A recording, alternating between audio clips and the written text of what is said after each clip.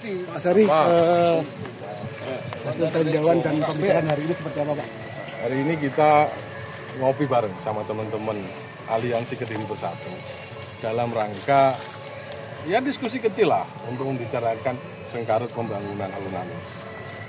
Tadi sudah kita sampaikan panjang lebar tentang kronologi pembangunan ini. Sekali lagi kita tidak berharap ini akan mempersoalkan siapa, akan mengarah hukum seperti apa.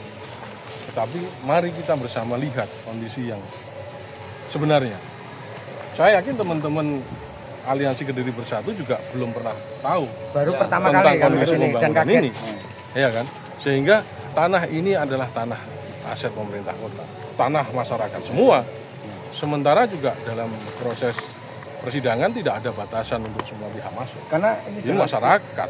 Persidangannya bukan persidangan pidana, Bukan persidangan perdata. Nah, perdata. Sehingga kita punya hak untuk melihat seperti apa sih sebenarnya yang terjadi di tanah di tanah kita.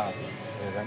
Kalau kemudian sekarang masyarakat, teman-teman aliansi semua tahu, ya monggo nanti kita lanjutkan seperti apa. Ya. Yang akan disarankan kepada Pemkot kapan nanti Pak? Sejak awal pada saat kami melakukan kunjungan lapangan, sidak kepada lokasi alun-alun ini sudah kami sarankan untuk segera menghentikan proses pembangunan. Masih sekitar 20%. Masih menyisakan 20%. Kemudian melakukan, ya kondisinya seperti itu. Ini bulan Oktober yang lalu kami melaksanakan sidak. Belum lagi kalau kemudian tambah usia, kena air, ya kan? Pastinya bebannya bertambah. Belum lagi kalau atas itu sudah diisi dengan tanah. Kalau kena hujan, bebannya tambah berat lagi. Sehingga kami belum lagi kalau kita mau berkunjung ke atas, rame-rame, dibuka rame-rame, kemudian kita bareng-bareng ke atas. Apa yang kita bayangkan? Coba. Sehingga kita sarankan, kalau memang kondisi bangunannya seperti itu, jangan dilanjutkan. Robohkan, lanjutkan pembangunan yang memiliki nilai sejarah, nilai budaya sesuai dengan masyarakat Kota Kediri. Mengembalikan fungsi alun-alun, namanya revitalisasi. Jadi yang paling pertama kan PKL Pak, seperti apa Pak? Ya, dengan sendirinya pada saat nanti ini kita kembalikan kepada fungsi sebagai alun-alun, menata mereka itu jauh lebih mudah. Bayangkan kalau ini kemudian jadi, pasti mereka akan aku neng ngisore, neng dhuwur moh.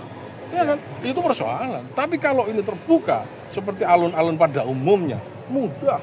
Natanya itu jauh lebih mudah daripada sekarang ini.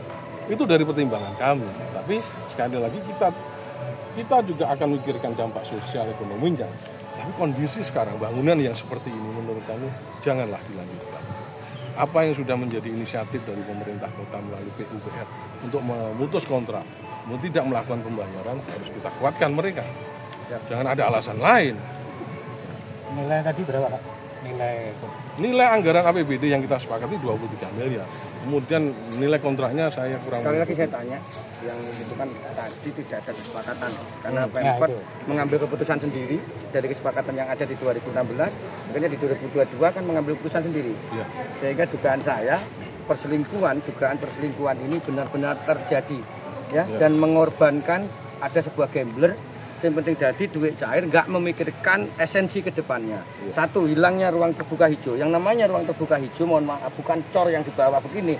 Harusnya rumput atau apapun yang sekiranya bisa menimbulkan kesan hijau di lingkungan alun-alun secara terbuka. Tapi hari ini kan kita lihat semuanya hampir gelagar dicor semua. Ini lantai juga dicor. Sehingga mana nih ruang terbuka hijaunya? Jadi dugaan kami karena ada konspirasi ya, sehingga mengesampingkan aspek keselamatan manusia ke depannya. Untung alhamdulillah dibongkar dulu oleh teman-teman DPRD kemarin dengan sidak-sidaknya, dan kita juga apresiasi juga kepada PUPR ya yang berani memutus kontraknya. Itu luar biasa. Apapun konsekuensinya, mau itu jadi bumerang buat dia. Karena ada kelakuan-kelakuan yang patut kita duga. Ada dugaan tindak pidana korupsi di dalamnya. Ya, karena itu saya yakin, saya juga sebenarnya sudah mendengar, biar tidak ada tulisan dari beberapa aspek termasuk bank garansinya terhadap proyek ini. Saya sudah tahu ditempatkan di bank mana, sudah dicairkan atau belum, saya sudah tahu semua, dan kita sudah berkoordinasi. Kita sudah berkoordinasi dengan pihak Polda Jatim bahwa perkara ini tetap on progress atau on the track.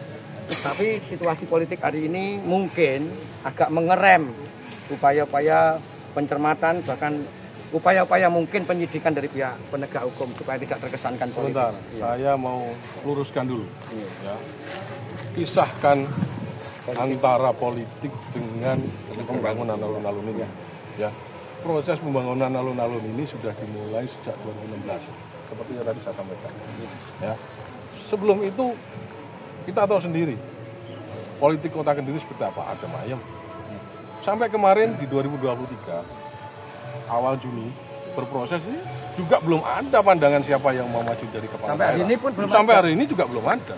Ini persoalan yang berbeda, sehingga jangan kemudian menyimpulkan persoalan alun-alun ini berkaitan dengan politik. Tidak ada sama sekali, tidak ada sama sekali. Ini pure murni terhadap penggunaan APBD untuk masyarakat. Kalau ada penyelewengan, tugas kita semua. Lepas itu nanti siapa yang dapat manfaat dari sisi politiknya, kita nggak ngerti. Tapi jangan tarik di situ. Tidak ada yang akan terpenjara politiknya terkait dengan persoalan alun-alun. Muara tadi, Pak. Muara yang pertama, solusi tercepat ini yang kita menginginkan, komitmen dari anggota Dewan. Kebetulan ini juga terpilih kembali nih, untuk memperjuangkan di dalam PAK 2 bulan ke depan ya. Itu supaya menganggarkan untuk teman-teman PKL alun-alun ini dianggarkan dah sebuah entah itu sifatnya hibah atau apa untuk menaungi mereka supaya tidak terkesan liar seperti ini. Ada tenda-tenda yang makin menambah kumuh ya, pemandangan alun-alun sentra jantung Kota Kediri. Entah dibuatkan gazebo atau apa, itu terserah konsep dari Pemkot Kediri dengan teman-teman anggota DPRD supaya bisa kembali menempatkan alun-alun ini, tidak mematikan mereka secara ekonomi, mendekatkan mereka dengan konsumen yang ada selama ini buat mereka ya. Jadi kita akan berjuang, mungkin kita akan gandeng teman-teman PKL untuk melakukan aksi-aksi terusan kepada Pemkot Kediri untuk segera melakukan penganggaran pada PAK supaya dibuatkan semacam selasar-selasar atau pusat-pusat ya. Pusat-pusat yang terkoordinir dengan baik untuk mengakomodir tempat untuk para PKL selama proses alun-alun ini sampai terang benderang ya, selesai untuk selanjutnya. Oke. Ya, gitu ya.